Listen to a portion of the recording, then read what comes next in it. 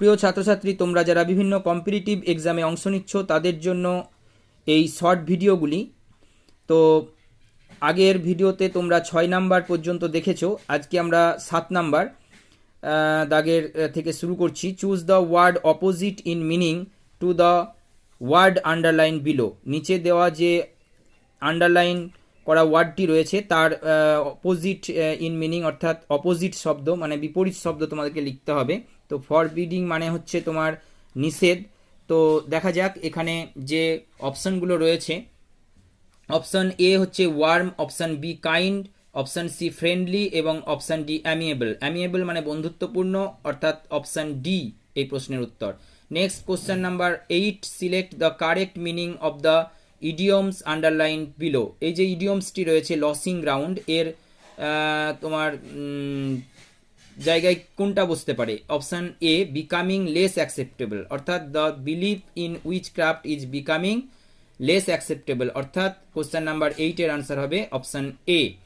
Next প্রশ্ন হচ্ছে question number 9, surprise may be expressed by the following interjection. এই surprise কোন ইন্টারজেকশনকে ব্যক্ত করছে? এই প্রশ্নের উত্তর হবে option C ah. An ophthalmologist deals with, ophthalmologist কোনটাকে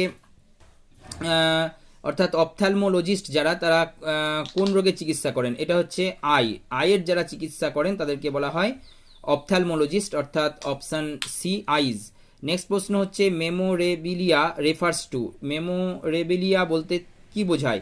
এই প্রশ্নের উত্তর হচ্ছে option C memories of objects collected because of their links with people or events, অর্থাৎ অপশান সি।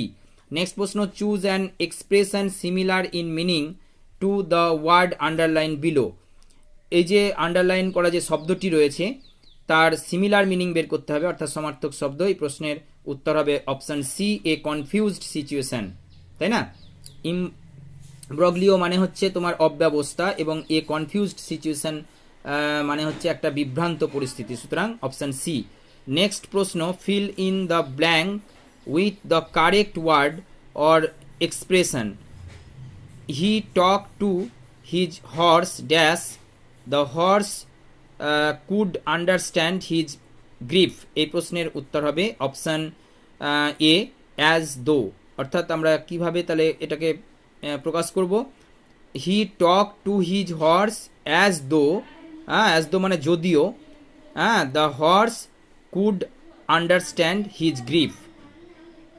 তো আমার ভিডিও যদি তোমাদের ভালো লেগে থাকে অবশ্যই একটা লাইক, কমেন্ট, শেয়ার করবে। Thank you for watching.